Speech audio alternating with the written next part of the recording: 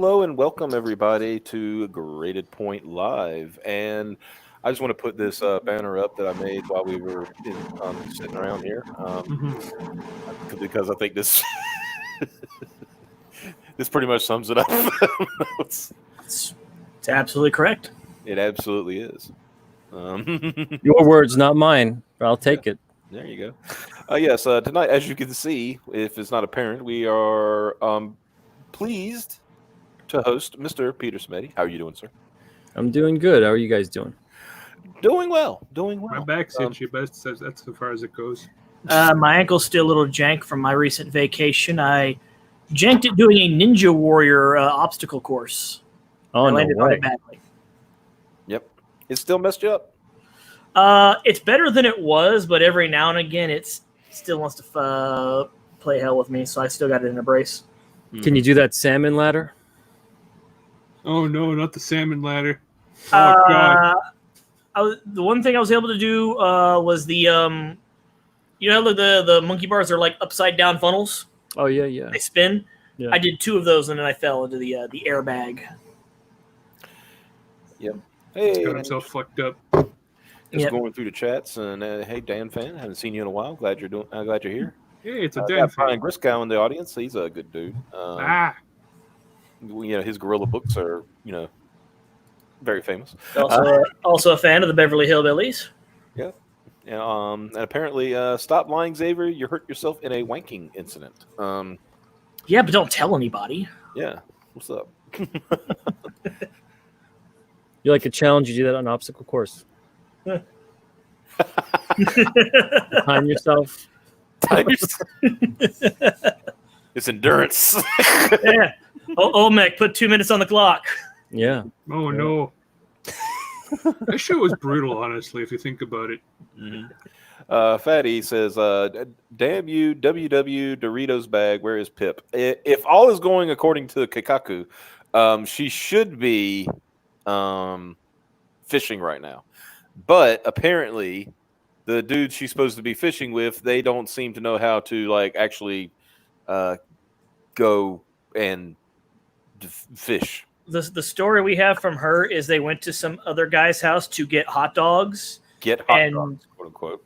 Yeah, and we're there for 30 minutes and still haven't come out. So They may have found other things than hot dogs, like do with that what you corn will. and bubble gum. Well, she's chocolate. not here, so I guess she's got to get her priorities straight. Yeah, exactly. What's up? Yeah. Berserker says, don't F with me. My record is 40 minutes. Wow. Stroke on, King. I mean, go for it, brother. Take your time with that Ninja Warrior course. Exactly. It was the climbing wall that got me at the end. I got through everything else okay, but You know what I loved was American Gladiators. yeah. When I was a kid. Oh man, I built my whole living room. Just you tear apart the sofa. Yeah. You get whatever you can get, and you're like, it's just like the course. Yeah. It's just like it. All right, Billy, you're turbo, and Kevin, you're laser, and let's do this. Yeah. Yeah, I was. I remember. Yeah, I had friends we played with. That is but it was only 2 of us. So what we would do is I would be. What was the dude's name? Tower. The really tall one because I was tallest. And he would be. I forgot. I think it was Turbo, right? And we didn't have other dudes, so we had to use wrestling buddies. Mm. Like the Hulk Hogan. Yeah. Wrestling buddies and stuff. So, and they were our other dudes. So Tough competition. yeah. Hey, Armand Strange is in the chat. Get back to work, Armand. Yeah, get back to work. Finish those Inglewood pages so you can finish those posters. Hey Armand, how's it going? Armand's a hard working dude. A lot of great people in the chat. A lot of wonderful, wonderful people. Yeah, They were in the room last night at the Alterna stream when we were bagging and boarding for 3 hours, and they loved it. Yeah, These sick individuals, they loved it. I'm gonna say it's a pretty good night when you can draw a crowd when you're just bagging and boarding, right? Yeah. It was wonderful though. A lot of great conversation, and they were all into it. Yeah, because I tuned in when you had, I think you had when Adam Post popped in. Oh yeah. And he started bagging and boarding. I was like, good gracious. Yeah. Maybe when we start fulfilling our book, I'll jump on your chat and we'll make bagging and boarding at the same time. Yeah, big bag and board party. I want to see if I can get Gary, Nerdrotic, and Az, heel versus babyface. I want to see if I can get them to have a big bag and board party with me. Those are good guys. Nice. I saw it. Let me see if I got a question. I saw a question. There we go. Fatty asks us, "Are the new Alterna digitals out yet?" It depends what he means by new. Oh. We've got I think either 40 or 45 digital comics up on alternaaccess.com right now. Mm-hmm. As far as the new books go, that's probably not going to be up for another month or so. Mm-hmm. But we've got a whole bunch up there, 99 cents an issue. So if you haven't read them, they're new to you. Yeah. That's like the price of a song on iTunes. Yeah. Yeah. And I'm gonna be honest, we probably get better content. I remember, I think it was last year. Yeah, it was last year. And this is about the time I heard about Alterna. And I was going to my local bookstore, and I was looking for something to read because I think my mom was in the hospital at the time. And I came across your, some Alterna books, and I was like, let me pick up. And it was amazing to me. I'm like, it felt like I was a kid again because I picked up like 12 books for like, $15. Yep. And I'm like, man, this is like when I was a kid. You just here's a 20, Yeah. Christmas. You just go to town. Yeah. Right. And they were good books too. I mean, it's like, Yeah, we want most of our readers, or I should say all of our readers, to be able to read our entire catalog and not have to worry about getting dinner later that night. Yeah. Or paying, their electric bill. So, for 15, 20, 30 bucks, you can pretty much pick up all the first issues, maybe even some of the second issues, and then move along.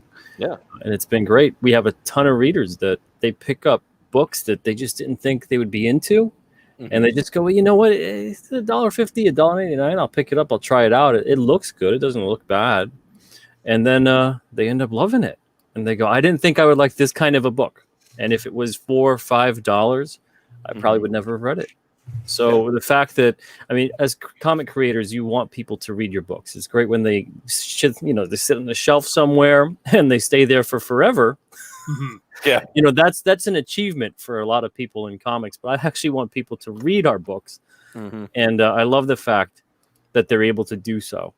And I love the fact that they're able to try out all these kinds of wonderful titles that maybe they wouldn't have before if they were priced more expensively. Yeah.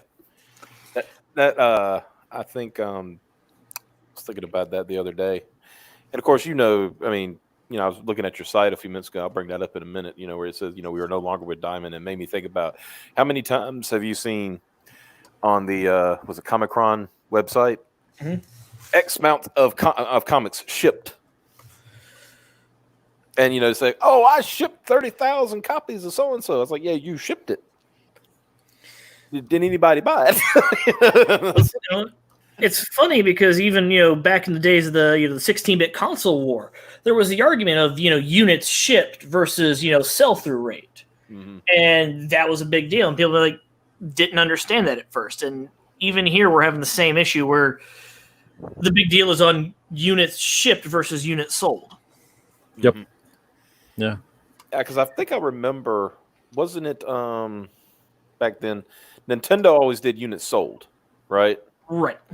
And it was Sega who did units shipped. They did units shipped, but eventually I think they started doing units sold as soon as they pulled ahead. Because it was obviously you want to go with the bigger, better number. Yeah, but the thing with Sony, I'm not Sony, Sega though, is that they were screwing over the retailers real badly, especially with the Dreamcast, which. Everything was fine up until the Saturn, because the Saturn, that's what screwed them, where they decided they were going to launch months early before the console was ready to launch, before they had the titles localized and ready. So there was going to be 2 or 3 whole months where there's only 2 games for Saturn. Yep. I think it was the Pac-In Virtua Fighter and I want to say Clockwork Knight, I think was the... Was it Knights? Is that one? Or was it Spyro? No, Knights would have come out later because I think because Knights, it was later because Knights had that special controller that you got with the Saturn. it was the big big show thing for the following E3. Mm-hmm. Yeah, and also it's like, hey, okay, I'm thinking about Sony pitching this to their to their third-party developers. It's like, hey guys, you remember the Genesis? You remember how easy that was to develop for? Now here's this piece of crap that nobody can develop for. Good luck. Remember Sega CD before that? Oh yeah, yeah. I had the tower. I had the Sega CD. I had the Genesis, and I had the 32X. I have my Model 1 Sega CD, and I'm very proud of it because it still works. Sega CD is actually a really cool system. There were some possibilities that had the Night Trap and the Mortal Kombat bullshit not happen with Congress. Mm-hmm. They found out these guys did a game called Pure Solar like years later. Mm-hmm. They found out there was actually code built into the Sega CD that if you have a Genesis cartridge hooked up and your Genesis hooked up to your Sega CD, you could put a CD-ROM into the Sega CD and it can be loaded with graphics, it can be loaded with sound effects, it can be loaded with music, and just enhance your Genesis game. Oh my! Oh, I didn't know that. Because it would allow the Genesis cartridge to just call files from the CD-ROM. Like, okay, if your game is over here, Mm-hmm. and you just got all this expansion shit over here, yeah, it's lots of possibilities there. And I think they tried to do that with the weird 32X CD games where you had to have it on both. Yeah, I remember that. But that was just a bad idea. All they did was like enhance the video some, really. Yeah. I remember that. Let's see, I'm looking at the chat here. The communists are here. Hail Peter Simeti from Commie Oh no. Last thing we need is a red invasion. And we need an alternate invasion. That's what we need. I mean, we can handle that. Maybe. Yeah. I don't know. Well, you sure? Maybe. But, speaking of, selling and shipping, you did recently break away from Diamond, and I definitely want to hear more about that because I know you've done a few dedicated streams on that, but I kind of missed those. He's lazy. Okay. What do you want to know? How long have you had this idea in the works? Sort of just necessity required that this had to be done, or has it been in the works for a while? Ever since we started selling direct, it planted the idea that in a serious way, because I think everybody out there, every other month, you're like, I can't use Diamond anymore. This is insane. I think every single retailer, publisher, whoever has had that thought come across their mind. But in a serious way, I'd say maybe about two and a half years ago. Mm-hmm. It was mostly because I saw we were losing a lot of reorders through Diamond. They would be auto-canceling. So what I mean by that is that the run would basically sell through of what Diamond had ordered, and retailers would start ordering more. So the book would be on back order. Mm-hmm. And sometimes it'd be 500, 600, 700 issues, copies of them. And I'd see the orders piling up, and I'm thinking, oh, great, we're going to get a reorder. I overprint a lot, especially in those days early on. And I figured, okay, we're going to get a nice reorder. We can send them out to the retailers. And at that point, we didn't sell direct. So it meant a lot if we were able to fill those reorders. And I would see after a month, they would get canceled, auto-canceled right out of their system. And that it wouldn't just be one title, it'd be all the titles. So you'd see 500 for one, you'd see maybe 200 for another, 70 for another, that kind of thing. So, month after month, we would be losing sometimes almost 1,000 reorders in a month. And about 4 months of that went on, and it was, pulling teeth with our brand manager at the time to get them to actually give us a reorder because we can't just ship them books. If we ship them books, we get a fine and they throw the books out.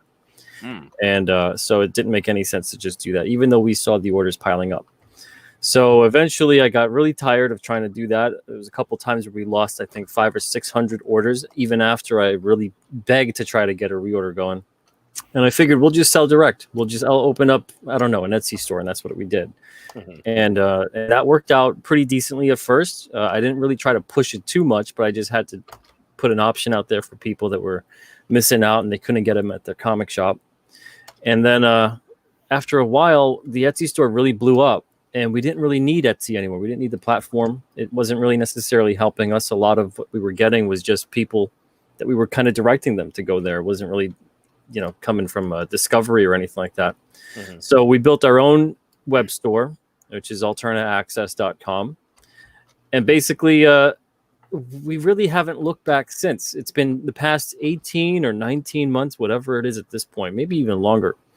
Month over month, our direct sales were making us more money than our sales through Diamond for almost 2 years. So at that point in time, especially I think mid last year, around June, July, that's when I really started giving it very serious consideration that we have to work towards getting away from Diamond. We had retailers ordering it from us. We had readers ordering from us, readers that they didn't have a comic shop, but even readers that did have a comic shop, that either the shop couldn't get our books because they'd be sold out at Diamond, and Diamond didn't really do the reorder situation that great, or a shop just didn't want to carry our books at all. Even if a reader said, look, I'll just pay up front. I had a specific situation where I went into two shops and I tried to order Alterna. One shop said that we don't go through Diamond anymore, and this was a year and a half ago. And they said, Alterna doesn't, they're gone. They don't exist anymore. They don't go through Diamond. And that was fun, letting him know that I was the publisher of the company, and that was news to me. And then another shop. I am? I'm gone? What? Okay. Yeah. And then another shop said, we don't order indie comics. Oh. And I said, well, you're missing out on a very large market here, especially alternate titles. A lot of people are interested in them. They're really affordable, so it's less of a risk for you, and it's an easy sell for your readers, your customers, my readers, essentially. And when I let him know that I was the publisher, we got terms actually out. So we were able to do a deal where they worked with us directly. And then it was an easy thing to convince him, because as soon as he got the books in, I said, look, just make sure we have the genres printed right by the barcode, so it's a nice and easy upsell. They don't even have to think about it. $1.50, the book looks good. They're interested in the genre. That's it. Easy sale for you guys. Yeah. And they're still ordering with us, so that was great. But other than that, I mean, we have so many people that order direct from us that when we decided to finally leave because of the way that Diamond is handling this whole situation, it really didn't put any kind of fear into me. Yeah. I was pretty confident because of the fact that I knew we would get that support. I knew that the readers were there, and I knew more retailers would hop on board too when we were out of Diamond, because a lot of them were saying, well, if you're in Diamond, I don't necessarily want to order direct from you guys because I don't want to upset Diamond. And I also, I don't want to take that extra time either. So we'll just continue, even though our discount was bigger, they would have made more money on our books. But now they're saying, okay, let's order direct. So that's great. But yeah, this whole situation getting away from Diamond has been a godsend for us. I don't think we're going to go back. I wouldn't go back either. I mean, fuck Diamond. I've heard horror stories of shit of that. Let me know how you really feel. Oh my goodness, fuck them. Yeah, we did an entire stream of the what do we call it? The Mafia that is Diamond. Oh, yeah. I mean, when you hear, like, I was reading, I was literally pulling up stories of, like, basically, representatives of Diamond going to shops and basically making them an offer they couldn't refuse, and then screwing them up. Yeah. I mean, the biggest one was, like, I think if I remember correctly, the representative went to a shop and they did, like, they wrote out terms, for their stuff, right? And they said, well, we want these terms, not those terms. And they said, that's fine. Well, by the time it got back to the office at Diamond, it became the other terms that the dude didn't want. And he's like, well, they were more expensive and non-refundable. Yep. And he said, well, you're stuck now. There's nothing you can do about it. LOL. Like, well, that's nice. Let me do my super chat real quick. This is Dark Gift Comics Presents for $2. What's up, peeps? What's going on, brother? We're glad to see you tonight. Everybody go, if you're here and you're not subscribed to Dark Gift Comics Presents, go subscribe to his channel right now. Trying to get him pushed to 1,000 subs. I want more people to go to his channel. He's got good content. Every Monday he does open mic karaoke. Come hang out with him. Yeah. And I wanted to get this from a Coach in Lunacy. I said, I guess this is for Peter. He said, did seeing the completely destroyed boxes that Diamond sent to retailers for their grand reopening make you even happier with your decision? Yes and no. It's always a bittersweet experience whenever I see stuff like that, and that's not just something that's new just because of now. I mean, right. I've literally been there when my local comic shop's receiving, and they're opening up a box, and they're like, "Yeah, check this out. Come over here, check this out." And I say, "What's going on?" And you wouldn't believe the way these boxes look. It's just they just throw them in there. It looks as if someone's just taking comics. Sometimes you just plop right in the box. Who cares? And I think half the box day was completely destroyed. No care for resale value, nothing. Yeah. You would think, though, thinking about it, you would think that in their grand reopening of starting to ship stuff out again, that they would try to put the best foot forward. No. You know what I mean? It's like, okay, all eyes on us. Maybe just this once, maybe just this week, we could like do it as best as we know how. But but Peter, you got to understand, you don't have a sticker. But we do. We do. We will get through this. Wait, where is this? I like my sticker better than their sticker. You know why? Why is that? Because it says that. Oh, let me make that big real quick. I like my sticker better than their sticker. Yeah, I like that. Yes. Yeah. Instead, what does their dumb thing say? We will get through this together or something like that. It says something about our comeback will be bigger than our setback. Oh yeah. And from 10 feet away, it looks like comeback bigger. I'm not gonna lie. Somebody got paid a lot of money for that, and I hope good hustle, but man, screw that guy at the same time. Yeah. And the thing is, we had this sticker. This is about maybe I'd say a year and a half old at this point. So we didn't wait till the comic industry was on its last legs to put out a sticker that says "I support my local comic shop." Right. But as long as you put that out, as long as you put out a PP colored shirt with the stamp of basically the Comics Code Authority revamped, and you say, "Hey, everybody in comics, make sure that you promote your comics, please, and let people know about them, and this will save the entire industry." That's been the whole campaign for this thing. That's the game plan. That's an internal marketing plan. That's an internal strategy. Yeah. That's something you just say around, the Diamond offices to rally each other. That's not something that's an outward-facing marketing campaign, especially not when every single store is not fully operational and open yet. What an empty hype campaign that is. It's very strange. That's like I don't know have you ever been in Walmart early in the morning when they're having their team meetings? It's kind of like a cult. Oh, yeah. Well, I've been there for Target. Well, it's the same thing. They have this whole they're at the front of the store. I don't know why they do it at the front of the store. That's really weird. They do go to the front of the store, and they do this whole, the manager gives this big speech, and then they get one of the, associates to say something, and then they do this little chant like blah blah blah, yeah, and then they just go like, to give the same shitty customer service that they usually do. So, I was like, that was literally nothing. That meant absolutely nothing. I said at the time. Over the watch. Well, the time I was working at GameStop, I said, honestly, if my manager had me do that every morning, I'd probably shoot myself.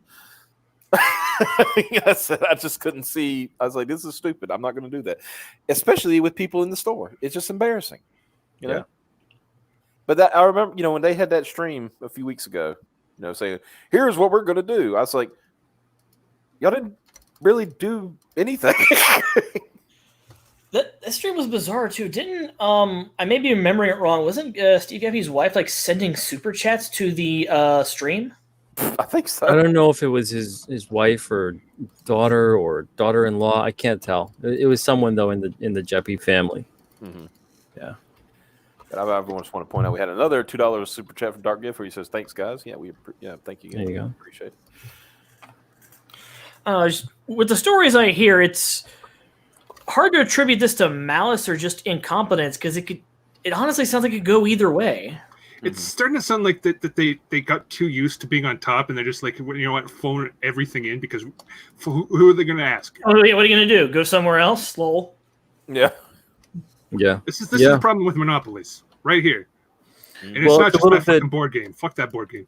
Well, it's not a little bit; it's a lot of bit of complacency. Mm-hmm. They were on Steve and Josh were on Billy Tucci's show, and Billy did a great job doing having a mix of the positive and a critique as well. It wasn't just a PR damage control stream, which is kind of what was going on with Dan Shaheen's shows. And I asked a question to Steve and Josh because they were talking about how do we get more comics in front of new readers, especially young readers. And I had posed the question, well, what about all the dollar reprint lines from a variety of publishers? What about getting those in Dollar Tree? What about getting those in a Five Below? All kinds of stores like that. And is that something you guys ever considered or ever, talked about? Maybe even contacted those companies? And their answer, it was surprising. They didn't even realize that publishers were putting out those lines. So there's no way that publishers are putting out stuff like that. That you can't put out a comic that's that cheap. Which was weird in two ways, because yes, they are doing that, and also they were responding to the publisher in the industry that puts out regularly comics between 99 cents to $1.99. That's my reaction to. You can't put them out that cheap. Like, oh well. Yeah. Thank you, Micah. You're always gonna be a good. So it's a very strange business. I know the real answer is probably because of the fact that they don't want to deal with companies that they would actually have to answer to. They'd much rather kind of deal with small businesses that they can really control the terms. I hope that they're not that ignorant, that they don't understand that there's the True Believers line, the DC Essentials that were out there. Image Firsts have been out there for a while. Alterna had ICYMI that was 99 cents an issue for 14 issues. I would hope that they're not that ignorant to what's out there in that catalog, but that would be a great thing to see at a Dollar Tree. I think for a lot of kids, especially, put them right where they got all those great coloring books at the Dollar Tree, all the school supplies, and get comic books in front of the kids that they don't care if it's a new book. They don't know what a comic book is yet, and they're not gonna know if they don't see them. And they're not going to go just to a local comic shop unless they've got a parent that's into comics, or they've got a relative or a cousin or an older sibling or whatever. And this is up to Diamond. This is up to basically the only distributor, the only one in the industry. This is up to them to push that. And if they don't want to make those deals, if they don't want to actually do the work there to grow the industry, they're going to continue to do what they have been doing, because in 2008, that's when Alterna signed with Diamond. There's about 4,000 shops distributing comics at that point. Now there's about 1,900. That doesn't look like growth to me. But what do I know? What does anyone know? It's funny because you think about this. I look at it like this. You talk about the shops where you went from 4,000 to like 1,900, right? Look at and I use my old store I used to work at, GameStop, right? In 2008, guess what? There were about 4,800 stores worldwide, and there are less than half of that now. And you look at the stock prices for GameStop, you could buy them for pennies on the dollar. If the comic book retailers were stock, you could probably own the whole industry. And that's and people need to realize that most of these shops are independently owned, and they can't without product. Product that sells. That's the key thing. Product that sells. Yeah, it's not going to last. Yeah, product that doesn't sell, but then you're just eating up shelf space. It could go to something more valuable, like new socks.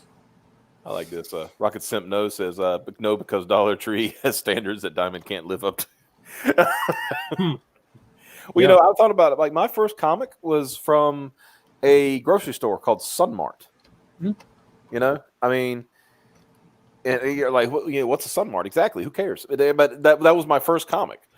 Most of the comics I bought when I was a kid didn't come from a store, from a shop, because I didn't have a shop at the time in my, my town. It was mostly from like different stores around the area. The first comic I got to buy was an Archie Sonic, and we got it because we were in line to get groceries at Cub Foods, and then my parents for Christmas later that year went to Toys R Us, and there was this weird bundle deal where it's like for like $1.50 or $2 you get 2 back issues, and there was like they bought me like 10 of those. Mm-hmm.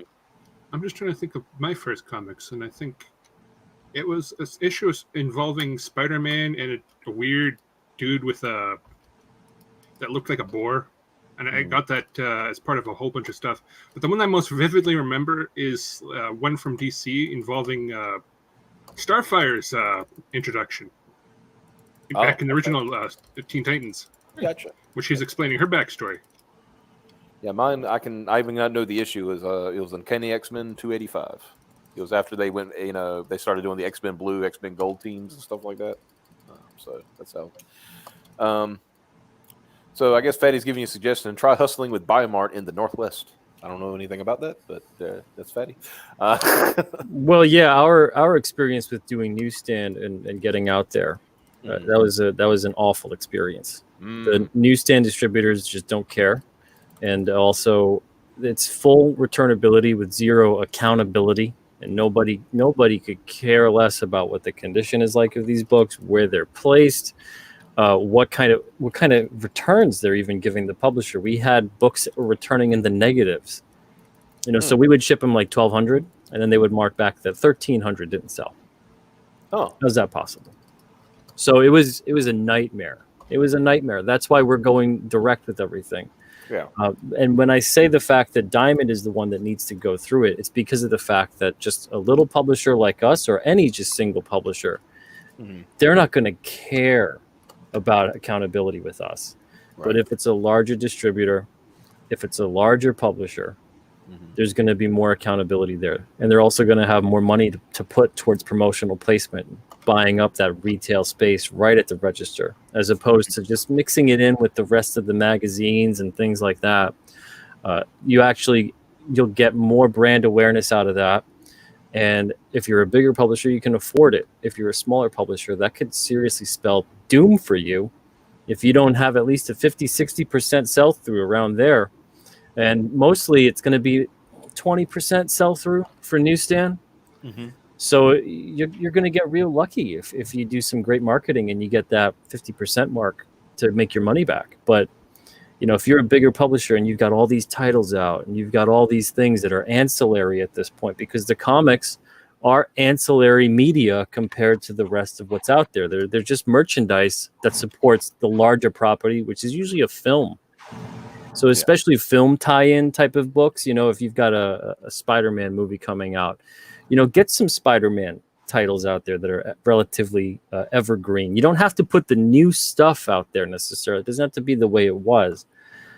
But I would love to see a lot of comic shops, and we see a lot of them, I think, starting to do this, become what they used to be in a way, which was back issue type stores and pop culture stores, and all kinds of things like that. Stuff where you really couldn't get a lot of that new pre-order kind of thing. And publishers find another way to sell your books. So like for us, we would be selling them direct on our site. We would be using crowdfunding, all kinds of different things. And then a shop doesn't need to constantly gamble. They can say, hey, you know what? I want to get your books in my store. I'm hearing things about them, and I want to pick up your back issues. I want to pick up some of your newer stuff too, and let's work direct with each other. Whereas this whole situation it's constantly predicated on doing these pre-orders. It's created a gimmick scenario. It's created predatory publishing. It's created a system where retailers are just kind of shaking the magic 8-ball every single month, and they're just hoping things work out. Most of them don't even take pre-orders up front, so they're not going to take a payment. They're just going to start pre-ordering books. And then if you get stuck with customers, don't pick those up and don't pay for them. Especially after they hear about it from other friends. It's like, don't pick that shit up. It's garbage. Yeah. And then we're constantly living 2 months in advance, so publishers are always basically spoiling their stories. Nothing's just a fun adventure at a comic shop. It's tedious. It's exhausting. It doesn't need to be that way. No. And the whole system right now, oh man, it's made it that way. It doesn't need to be that way. Yeah. Like, how many shops have just like stacks of unsold issues of a Secret Empire? Well, I've said it before. The big two get a 30-year shelf life. and the independents get 2 weeks. If it doesn't sell in 2 weeks, this book is garbage. No one wants it. Mhm. But the big two, that's 30 years. It's it's a classic now. Yeah. Oh, it's classic. Yeah. It's so Man, remember when this book was fucking garbage? Oh. Yeah. No, you don't understand, guys. Captain Marvel was so popular that we had to cancel it and restart it at number 1. See, that's the deal. Both times. Yeah, both times. 3 times. 12 times. 12 times in the span of what would we say? 5 years? 12 times in 5 years. It was an absurd amount. Yeah, relaunched 12 times 5 years. It's like, oh, okay, well, I mean, I think the funniest one was like Iceman. Iceman, the first run they did was dismal, and then it's like, it was so dismal, we're going to do it again with the same creative team, and it was just as bad, if not worse. So, and then he got mad about it. He said, you guys, you don't understand. They only gave me Iceman because I'm a gay man. I'm like, so now you're seeing another issue, but with that we got, but yeah, we don't need to get into that one. But that's what I love to see though about the indie movement right now. Whether it's indie comic creators, Comicsgate, whatever the heck you want to call it, whatever it is, it's all kinds of things, all kinds of people. And I loved seeing the fact that there's people out there just busting their butts. They're making comic books fun, accessible. They're making them available to a large variety of people. They're going right direct to their readers. And most creators are not just becoming creators, they're becoming entrepreneurs as well. So they're becoming problem solvers too. And they're starting their own businesses, and they're paving a way forward. We're seeing history in the making right now with many different people.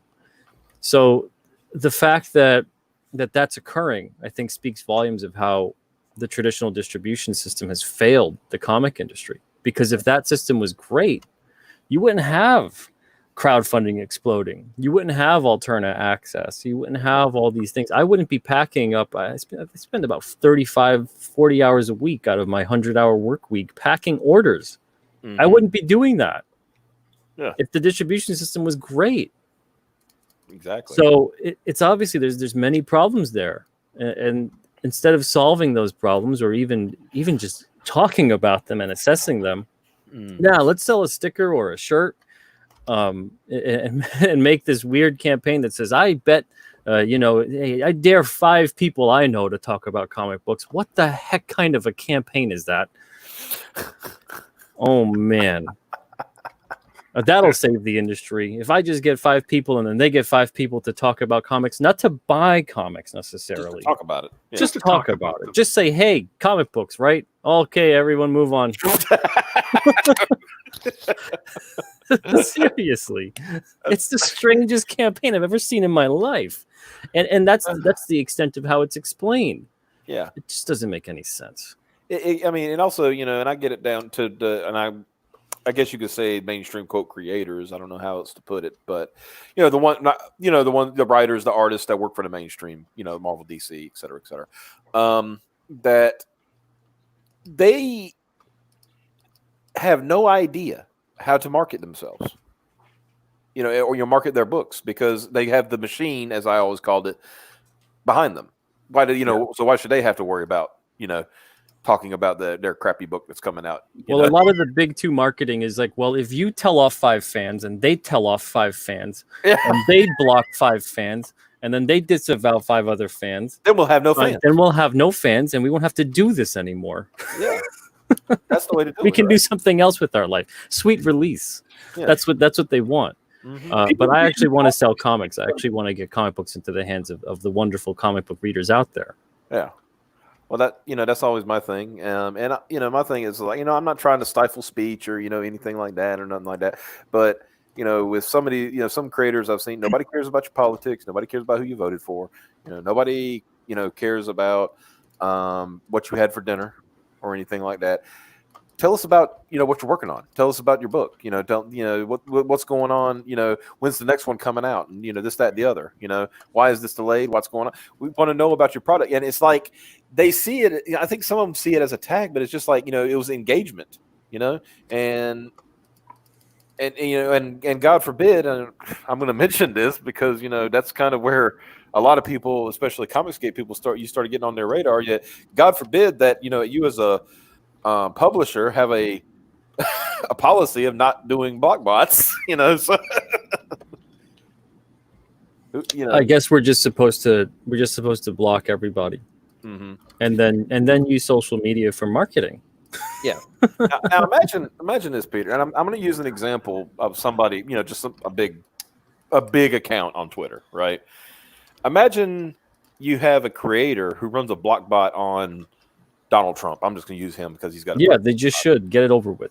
Yeah, and so then all of a sudden they're not. I would imagine they're not seeing anybody in their feed hardly at that point. 3 people.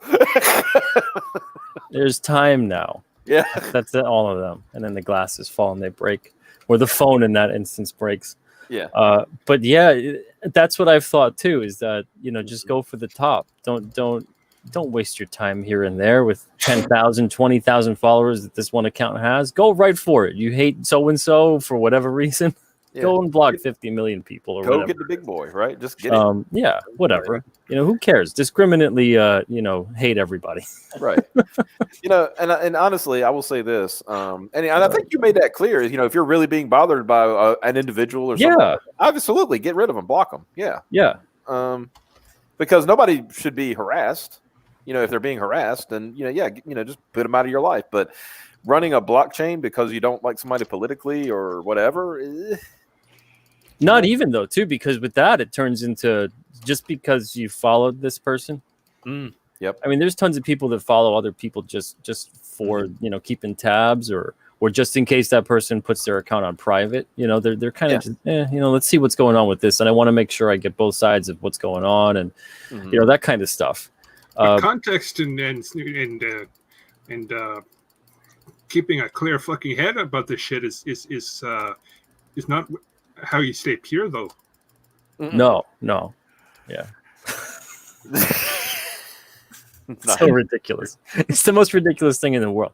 I mean, think about even these creators that do conventions. How are you going to block someone at a convention?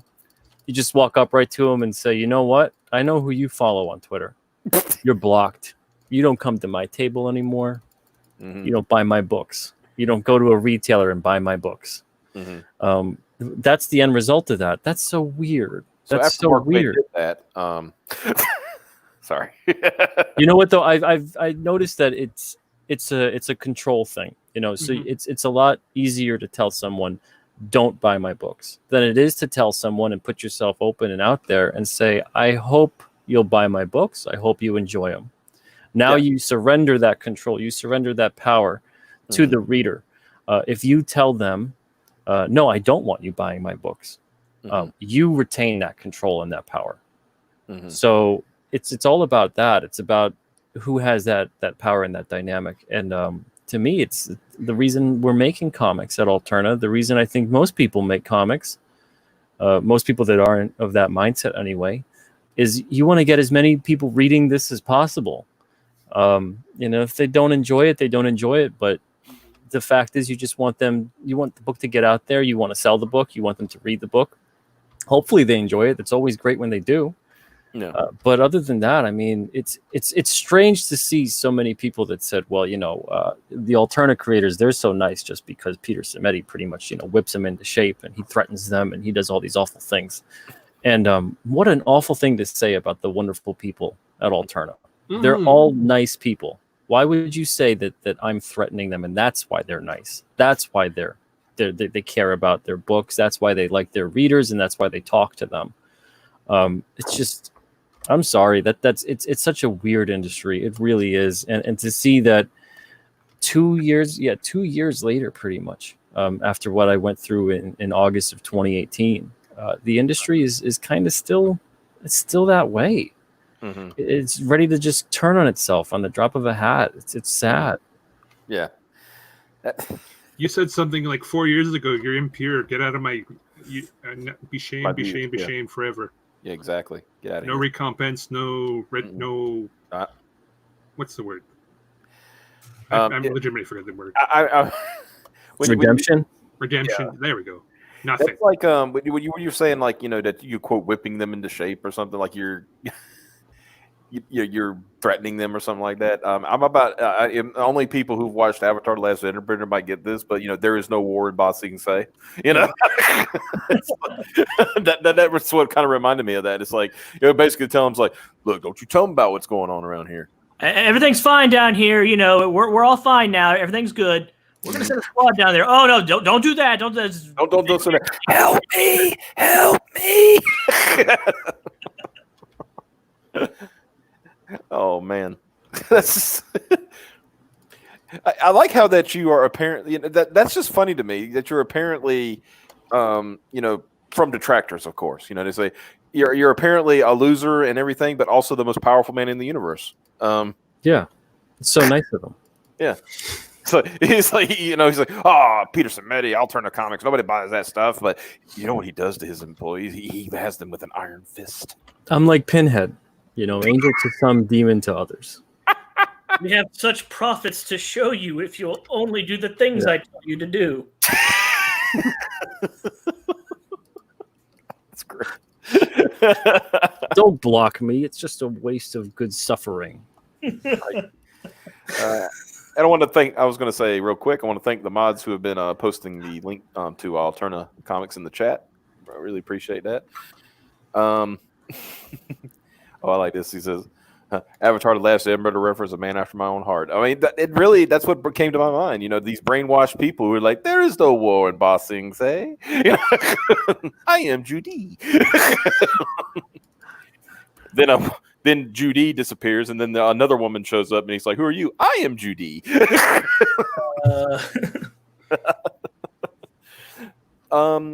Real quick, so I followed a little bit this on Twitter. I'm not going to mention his name because he's not important. No, we have a hatred sequel. What? I said, oh no, now we have a hatred sequel. Pretty much. That who I am doesn't matter. What only matters is that I have a sequel. Well, we were well aware, of what happened to you last year, because I remember, when your swatting incident took place, we had just got off the air when it happened. It was like we were off the air for 15 minutes, and Alpha was like, I spun another stream to talk about it because it's like, what the hell, and here nor there, and I know obviously that was a traumatic event for you, because why would it be, Mm-hmm. We know that you've got certain individuals who are saying that didn't happen. Yep. And they're going out of their way to contact police precincts that are not in your town to prove you as a liar or something, I guess. Yeah, I've stopped completely engaging with that because they have found already the evidence that it occurred. Okay. But now they're moving all kinds of weird goalposts and setting up weird scenarios that I've never said have occurred, and trying to then prove that I'm lying about the fact that I never said them. And I'm like, you know what? Local man doesn't say anything. You have somehow at fault. Yeah. Peter, you never said on a stream that you were swatted by, specifically by Officer O'Halloran. Well, according to the shift schedule, Officer O'Halloran was actually on leave that week. So how do you explain that, huh? Yeah, we got you. It's a lot like that. Got that, Peter Simeti, that liar. You've recreated the Twitter experience very accurately for me. I mean, yeah, that's. I mean, the only thing we can do now is to tell you to buy your own printer. Well, once I hurts me every fucking time. Once I get that $50 saved up, I'll go for it. And another $2 super chat from Dark Gift. Hellraiser reference. I knew I liked this guy. There you go. Absolutely. I'm sorry, that was. But yeah. I remember we had a nice discussion about that. And I'm not saying, I don't know, what kind of printer what printers you use or anything like that. It's none of my business because that's your business, But we did a rudimentary. I use an Epson printer. Oh yeah. Hopefully it's a business class at least. No, it's like one of those rinky-dink ones. Yeah. Yeah, 5 years old or so. I got it used. It was cheap. Refilling ink is so much cheaper. Yeah. That's Mike Murphy for you. When God's Fury comes out, remember. I only use the finest copy paper for all the Alterna comics. And fold it, fold it in half. Yes. Everything is ash can size. There's no normal size comic. But no. The old ink cartridge out because the printer said it was out of ink, and then I called IT because the printer won't print now. Our local Native American man here, he did a cost analysis on a at home.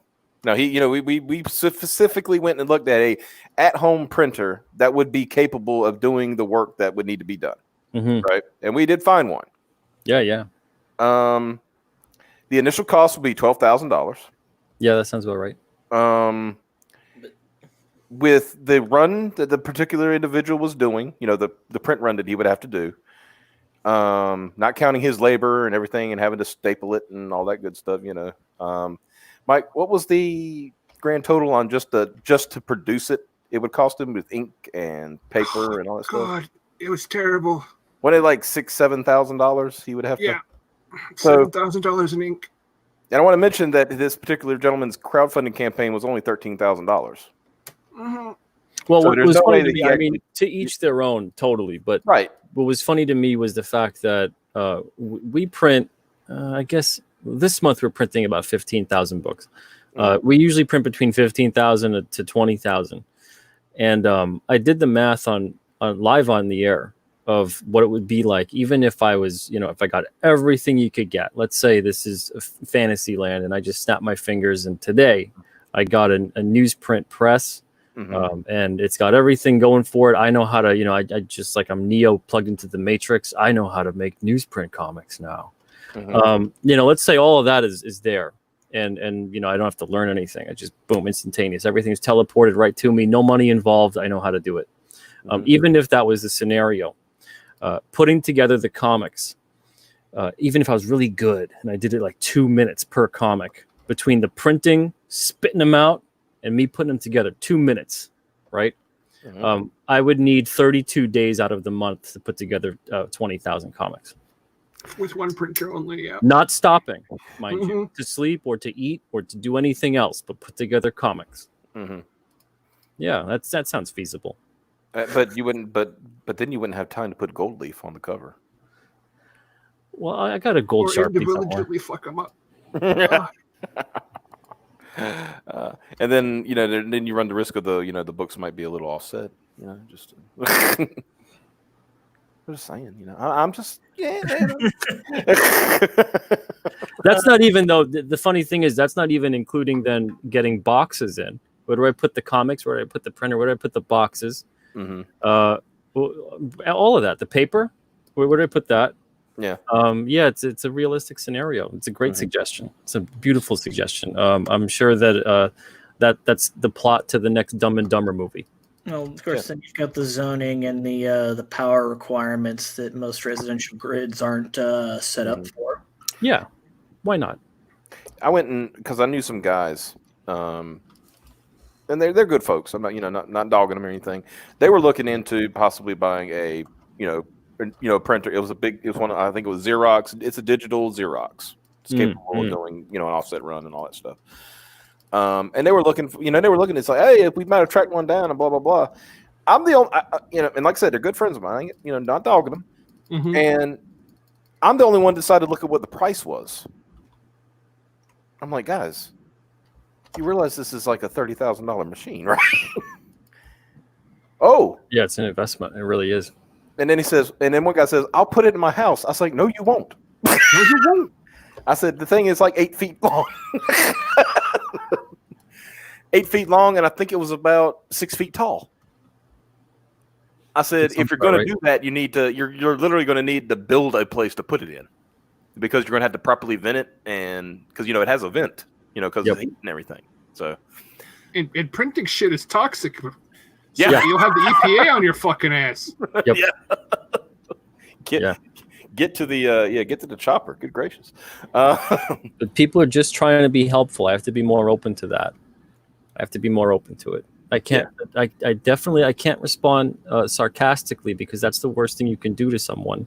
Yeah. And God forbid, I have to learn to stop quote tweeting people too, because I've heard that that's also the worst thing you can do to someone. Mm. You know. So we should do that a lot then. So yeah, you know, I have to learn to not do that. Mm-hmm.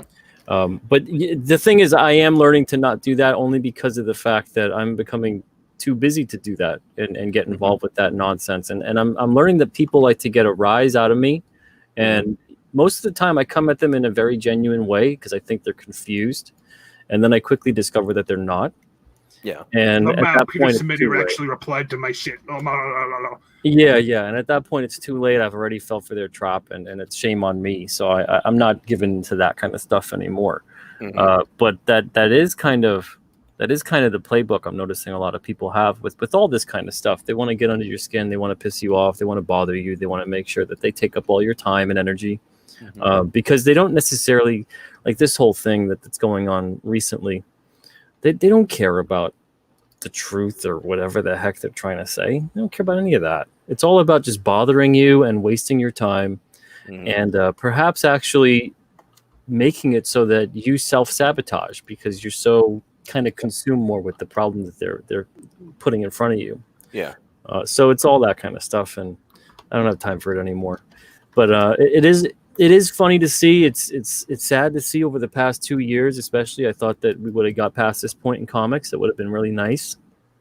But I guess I had too much faith in a lot of the people in the industry and a lot of people that are kind of circling around it, trying to make sure that certain people fail that they want to see fail. Yeah. So it is what it is. There's quite a bit. You know, I don't know. It's a lot of.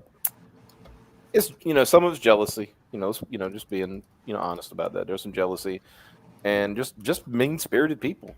Yeah, they shouldn't be jealous of me though. I mean, if they want, they can come and take my job away from me. 100 hours a week, you bust your butt. Yeah, very little to show for it. Go for it. This is great. Exactly. I'm, we have my family. We have a small business, and it's just a plumbing business, right? But it's you. You are the person. You are the one who's putting it all together. So imagine, Peter.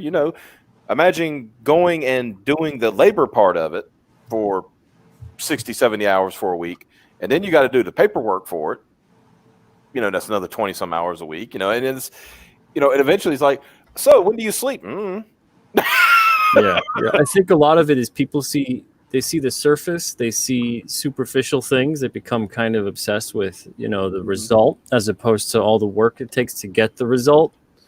And they become convinced, I think, that there's no work involved. You kind of just come upon this whatever it is, this success. Yeah. And, you don't deserve it. You're unworthy. And that's how they view it. And it's just, for most people, it's absolutely not the case. Most people, they put in all that time and effort. They put years and years of it behind the scenes, busting their butts, really just, having awful days where they feel like they want to give up. They feel like they just want to stop. Yep. They feel like they want to quit and do something else with their life, anything else with their life, because this dream is killing them. Yeah. And there's a lot of people out there that go through that, but you know what? They dig deep and they persevere and they get back up and they keep moving forward.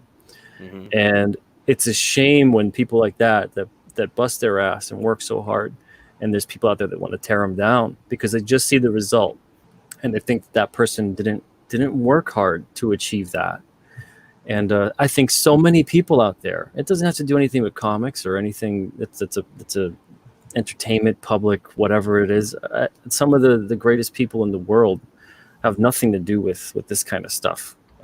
There's people out there busting their asses all day long, their whole life, and they make this whole world go round. Mhm. And those people are important. You know, if we didn't have those people out there, I couldn't make comics. If there wasn't someone driving that truck to get the books from point A to point B, if there wasn't that person that's, you know, knows what to do with the paper and the ink and then the systems that are involved, we couldn't make the comic books. If it wasn't person making the computers and the supplies to make comics and draw with and everything else, couldn't make a comic book.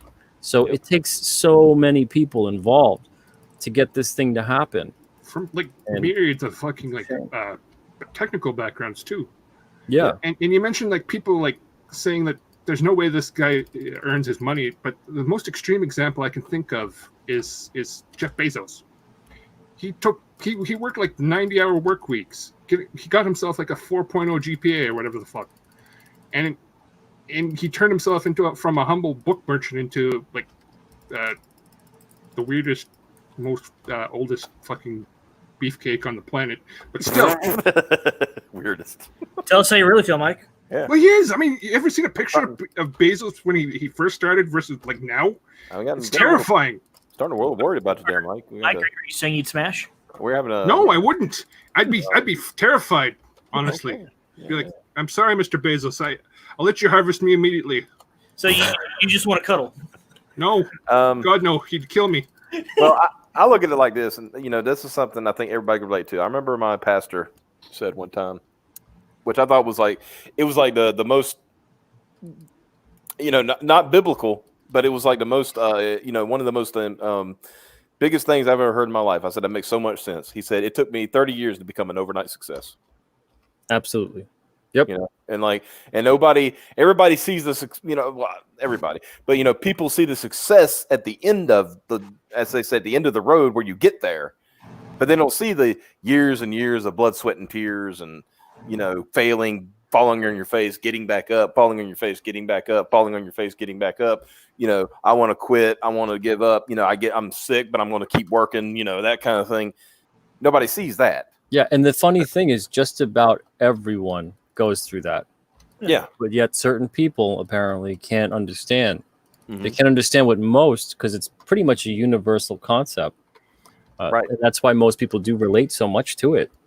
But some people out there, whether it's lack of perspective, or maybe they've had a charmed life, or maybe they have never tried to achieve something. I have no idea. But, you know, it's very strange.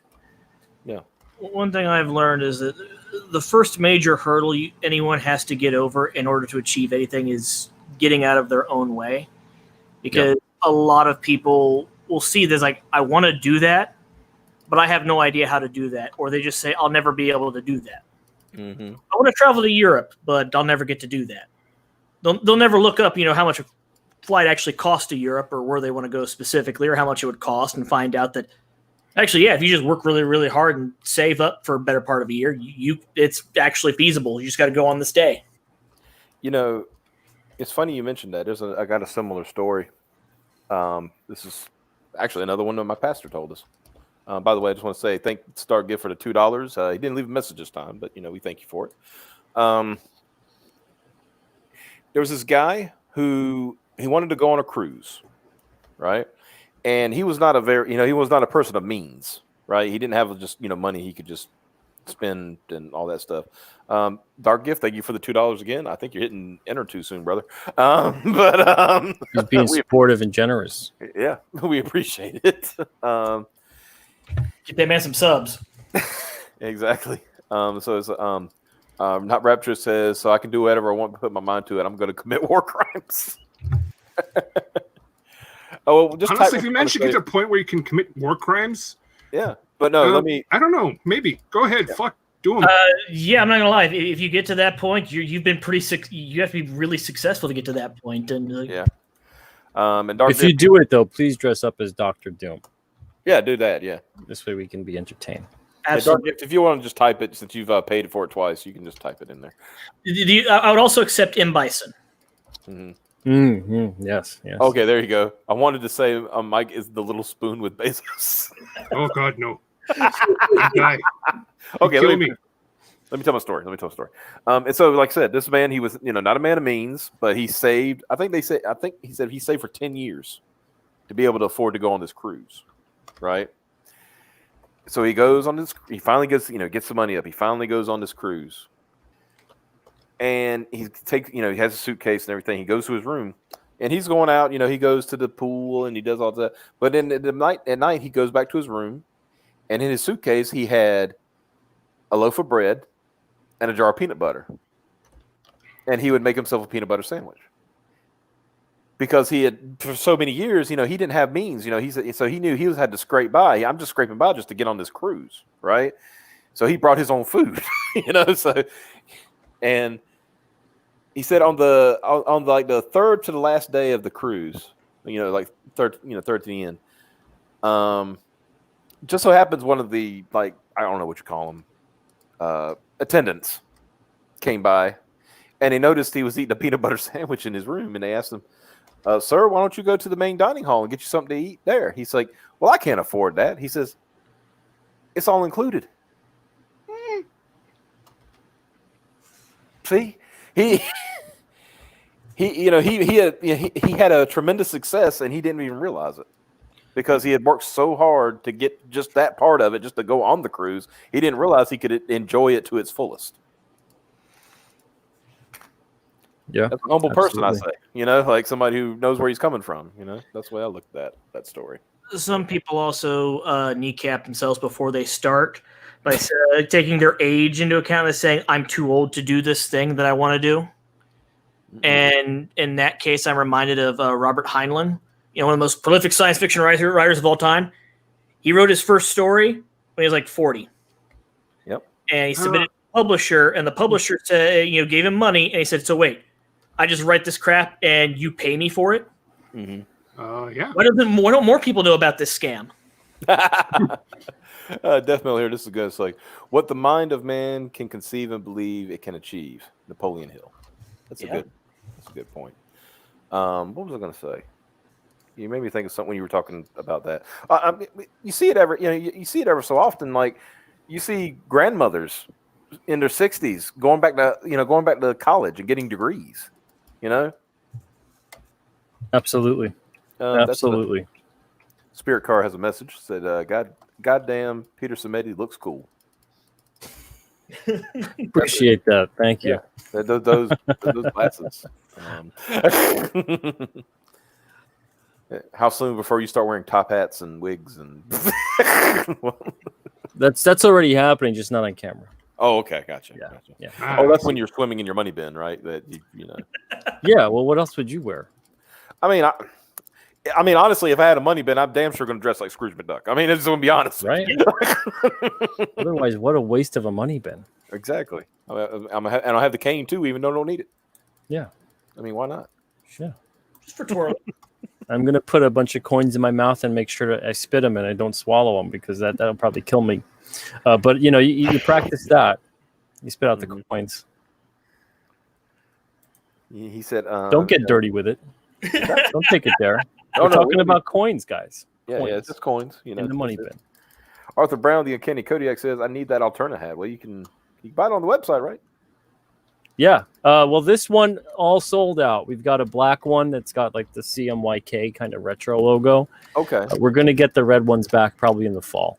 Gotcha. Yeah. But we've got the caps you see behind me. It's kind of like the trucker hat. We've got that there. They're embroidered with the logo on the front. We've also got black hats as well that have the same CMYK kind of vibe to it. Mm-hmm. And all kinds of fun stuff on that site. Yeah. Raptor, the cane is so you keep your pimp hand strong. You got to do what you got to do, right? Yeah. So I'll pull up your website here. And of course, the biggest thing that I like, the first thing you see is we are no longer with Diamond. Order direct here. Yeah. That was something I felt that we had to have on there because people were misinterpreting the whole situation. They just thought that some people actually said, "Well, of course they're down, Diamond they're gone." Yeah. Well, if Diamond doesn't sell them, fuck them. Well, even worse than that, they said, "Well, of course you're not distributing with them right now. Diamond's not distributing anyone right now." Yeah. I said, no. We are gone. We are not with Diamond any longer at all.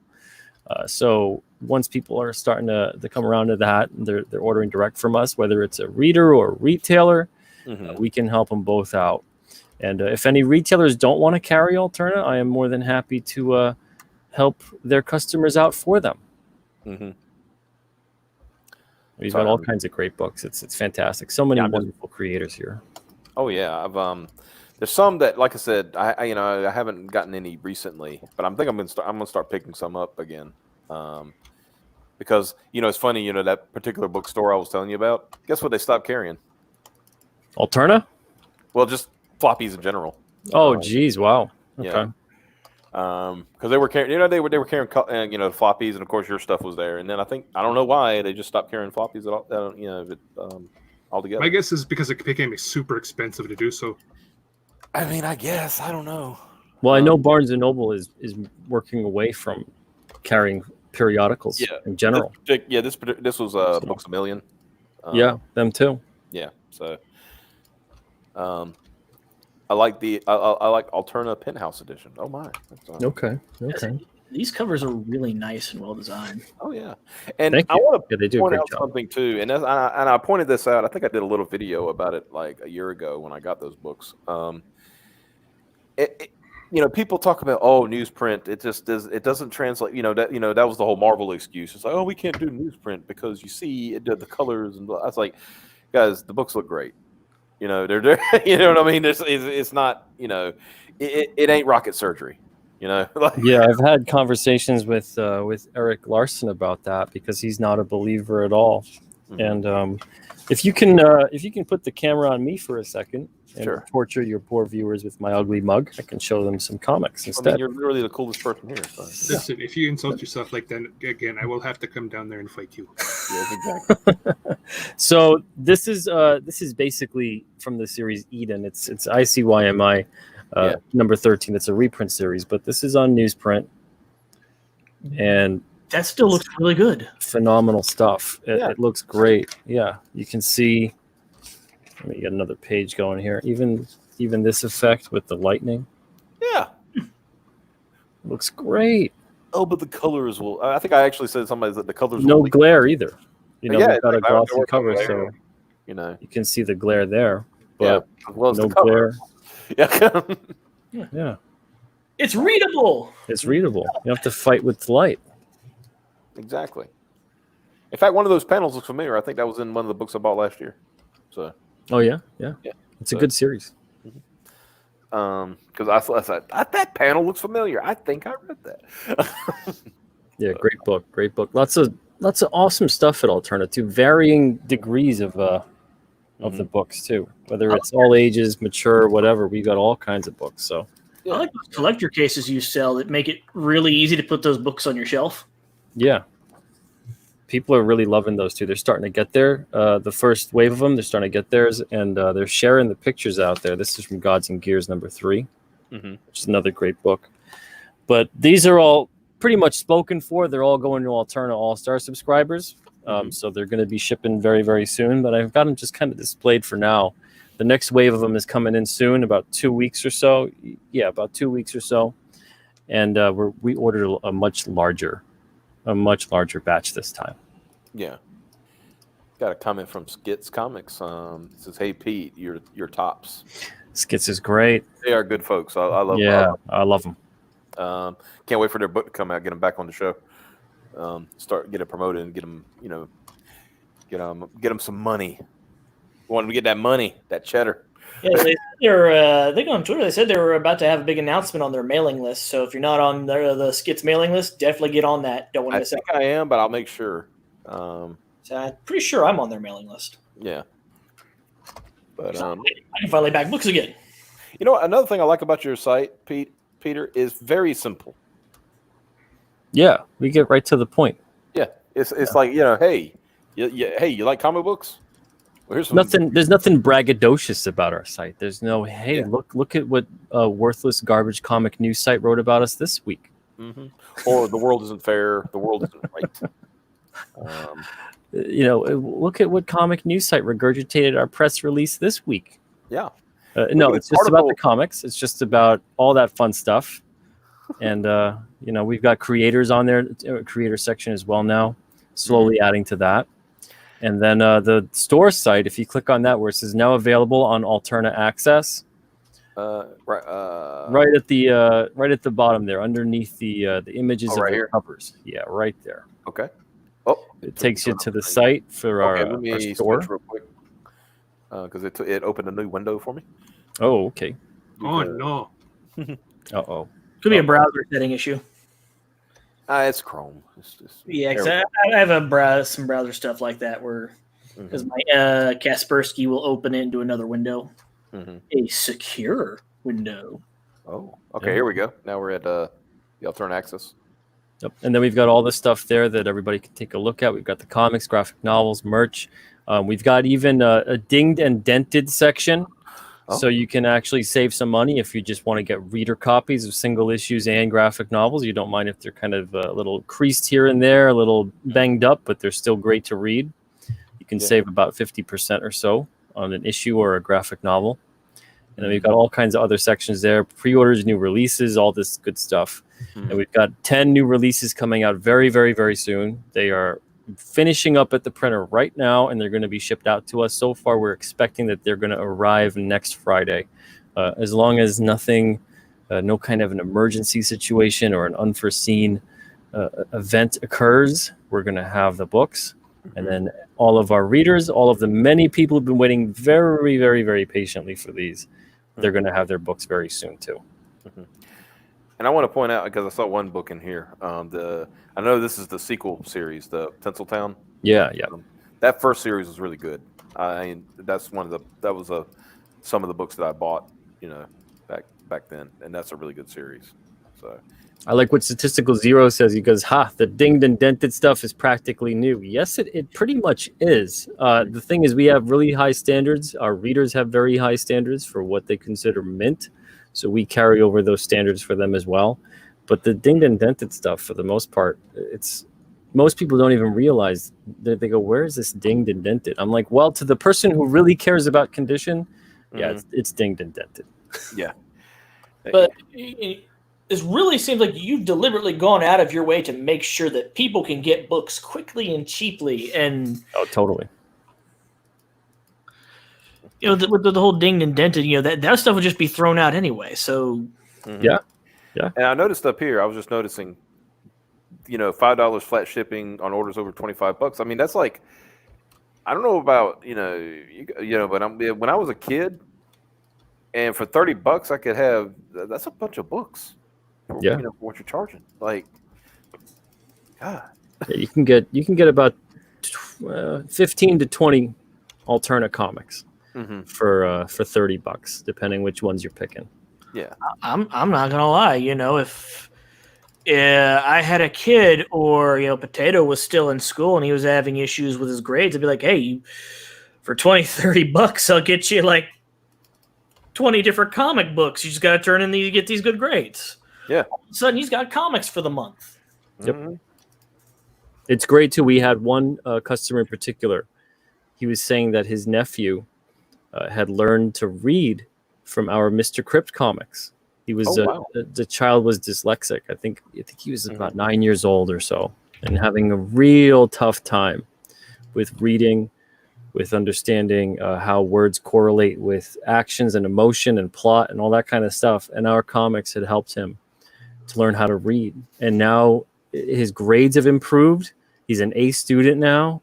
He's reading more and more, going on to chapter books. I think he's like 11 or 12 now. And it was just a great story. When he told it to me, I couldn't help but get a lump in my throat. It was beautiful. Yeah.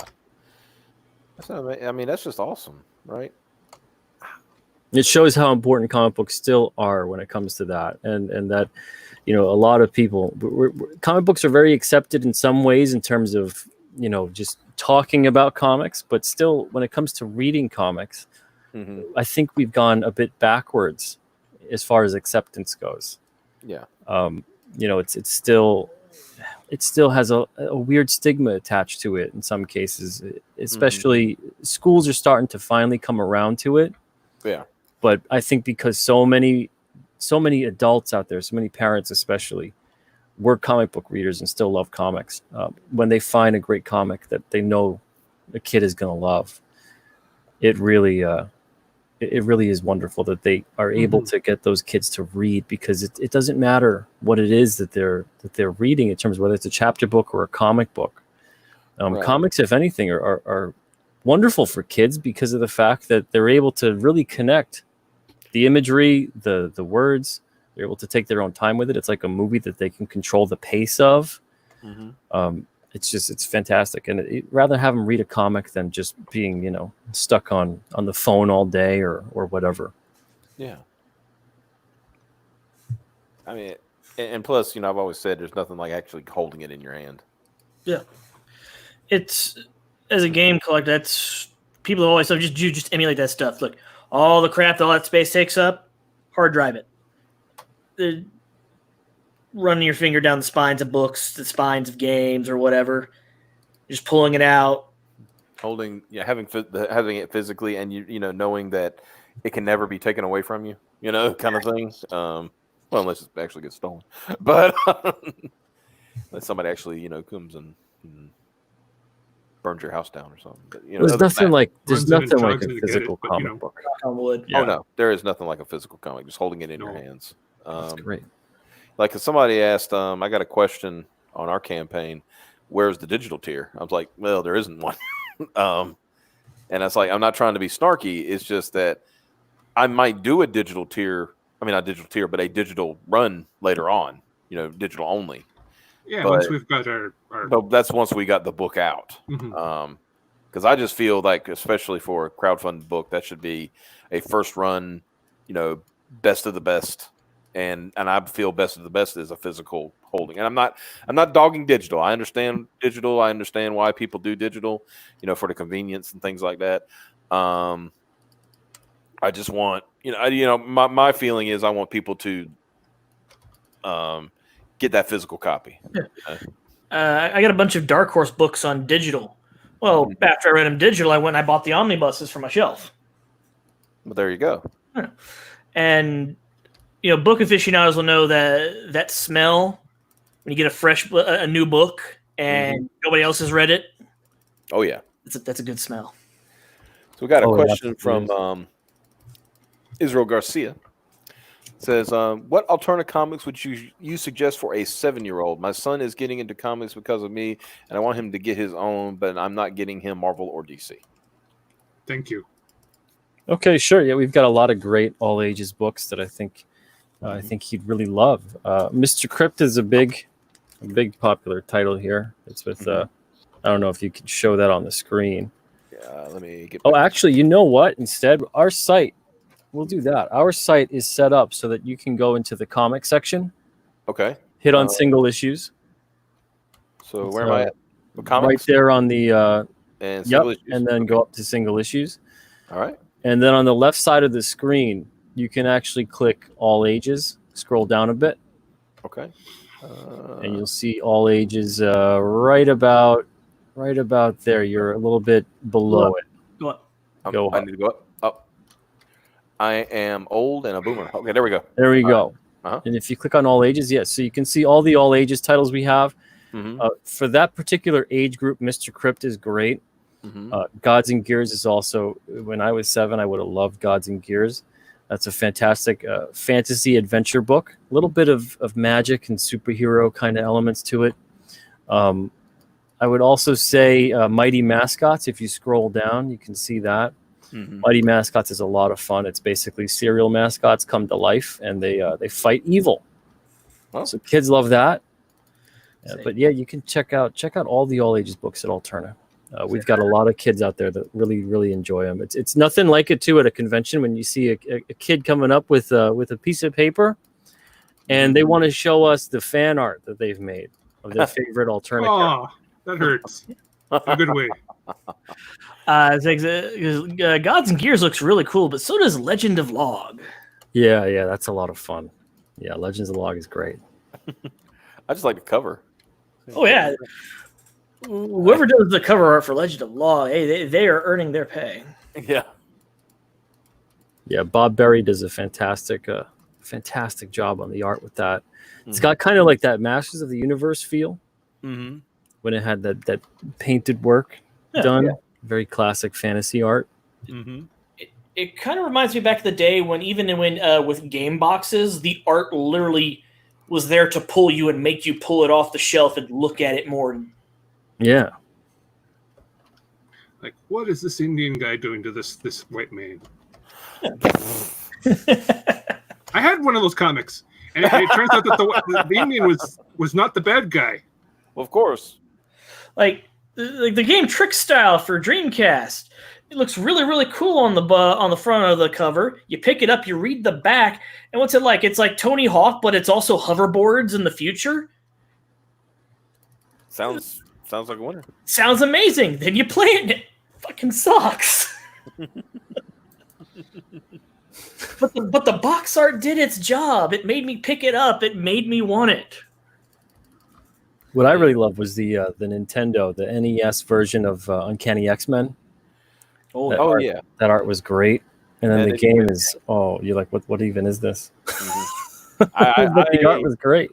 I remember when Angry Video Game Nerd played that. He's like, and of course, you know how explicit he gets. Like, what the hell is this shit? And I don't see. The thing is, I remember playing because I rented it, back in the day. Because I was like you, I was like, oh, X-Men game, And of course, this was around the time I think the X-Men arcade game. Yeah. So I was thinking something similar to that. No. Yeah. I also love the cover art and the game much more of the Sega version of the X-Men. Oh yes. Yeah. That was ridiculous. I loved that game. That game was hard. Mm-hmm. Yeah, it was hard, but it was good. Especially when you got fucking Magneto. No, how about Mojo World? Remember that? You had to actually reset your Genesis. Yeah. Wow. Yeah. That takes me back. It kept saying hit the reset button, and here I am, killed everything on screen. Where's the reset button? I'm looking all over I have no idea where the reset button is. And of course, this is back in the day. The manuals would tell you stuff, like how to play it and like cool stuff about the characters and stuff. They're not going to tell you secrets. Yep.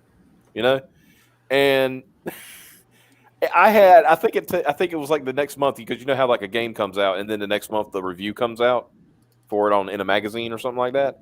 And of course, remember magazines, And I remember I got a Game Pro, and they actually said on this stage you actually need to hit the reset button. They say we know it goes against everything you believe about playing video games and not hit the reset button.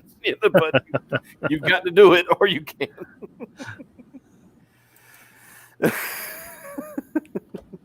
That was a great game. I liked the Spider-Man game for that too. The first one. Yes, the original Genesis one. Yeah. Yeah, that was a good one. Sinister Six. Yeah, that was good too. That Spider-Man one, NES, right? That Spider-Man was good. And I also had the Sega CD version where they kind of did a quote remake of it. But I always like the idea of I like the taking the pictures in the game. Basically take your pictures and sell them to JJ. I always waited to do the pictures until Venom showed up. And I always try to get it so the villain of the stage and Venom were on the same same thing, because it's like double the money. That was a fun part of it. Yeah, I'm like, I know I might get killed in this section, but I got to get paid.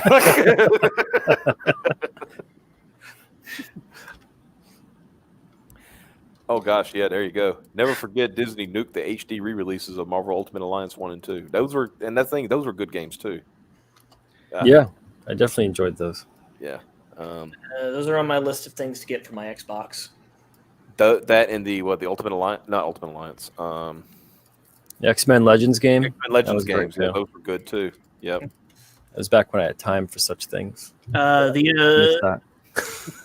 Hey kids, remember video games? Let me get that X-Men Origins Wolverine movie game. The game that's like 1,000,000 times better than the movie. Oh yeah, that game was ridiculous.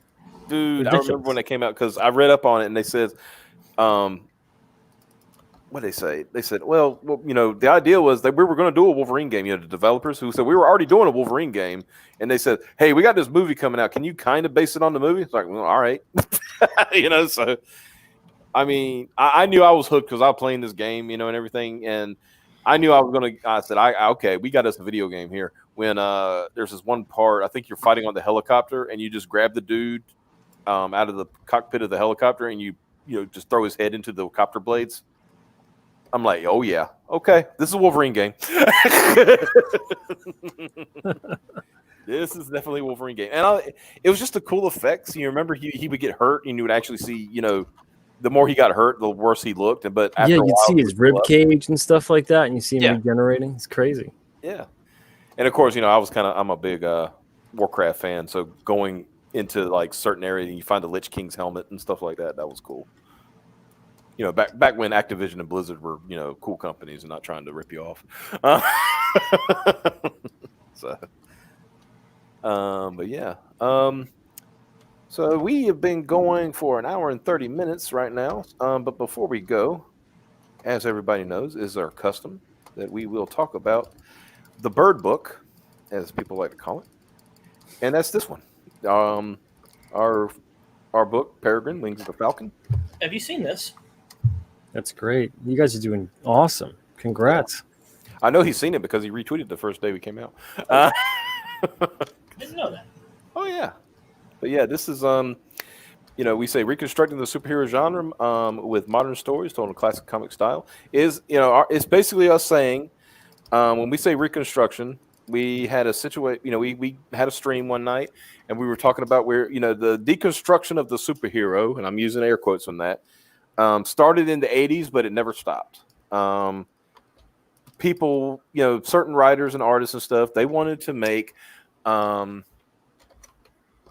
superheroes like us. But I always said superheroes are not us. Superheroes are what we want to look up to be.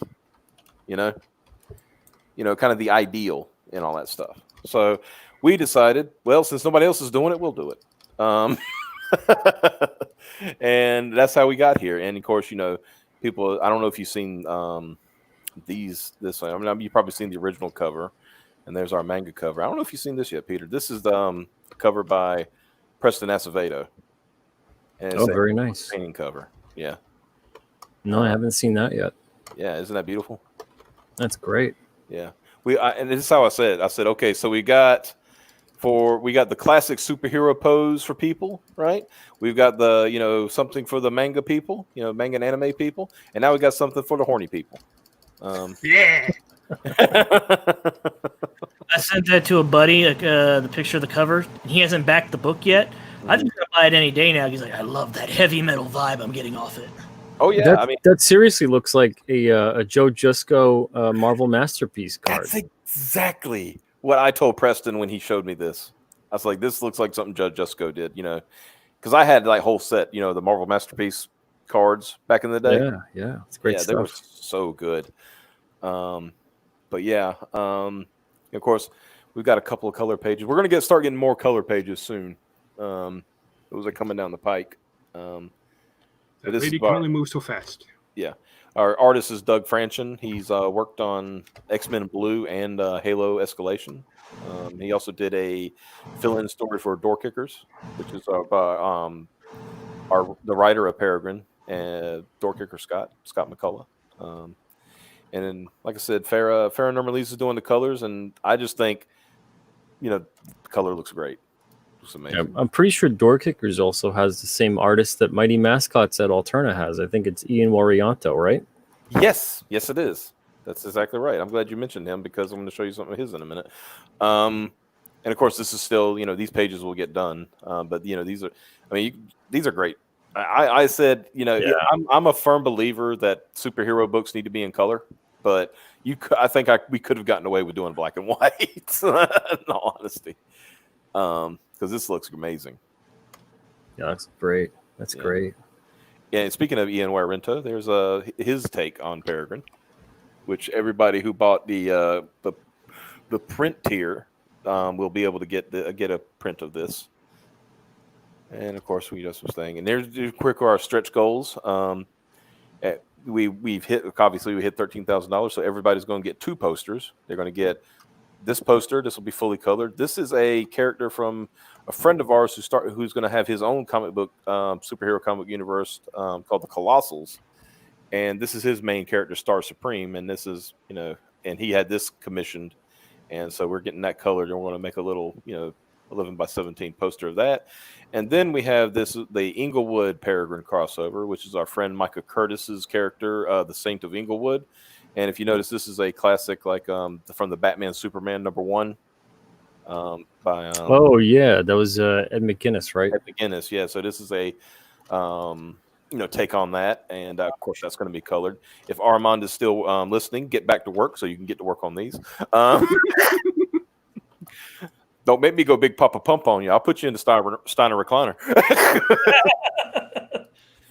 Don't make me quote some math on you. Take a 3rd and 1/8 chance. And of course we got to we hit this one is $15,000 tier. Get the painted cover. Preston Acevedo. Anybody who's sleeping on Preston Acevedo, don't. He's going to be huge soon. I really believe that.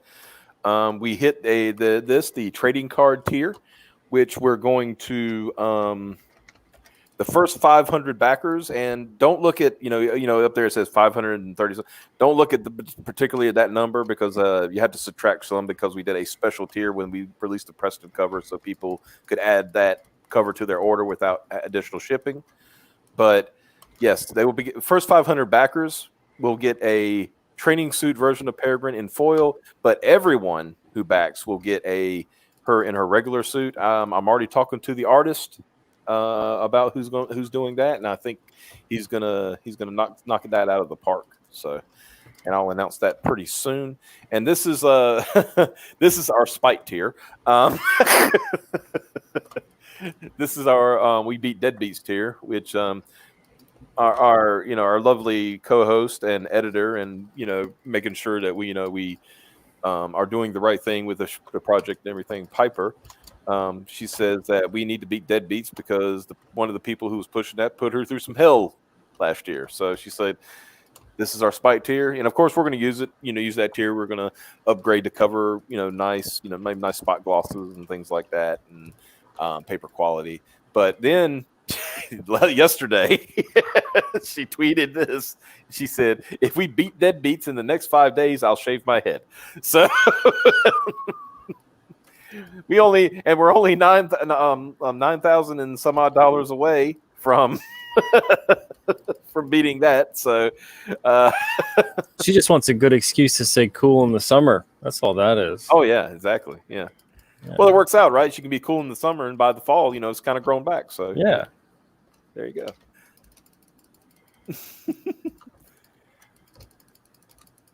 Wow, Piper shave her head. That will look weird. That's a good one. Talk about skin in the game. And then we're still deciding what we do if we by the blessings of our fans in the chat and our backers that we get to $50,000, that we'll do something nice and special at that point. So yeah, that's our. I just want to go over that. I'm going to do a quick refresh. Going to do a drum roll, please. Oh, we made some more money. So, yeah, nice. 5 days left. If you want to see Piper bald, and and all that stuff, before we will go in demand, but we want to try to hit that goal before we go in demand.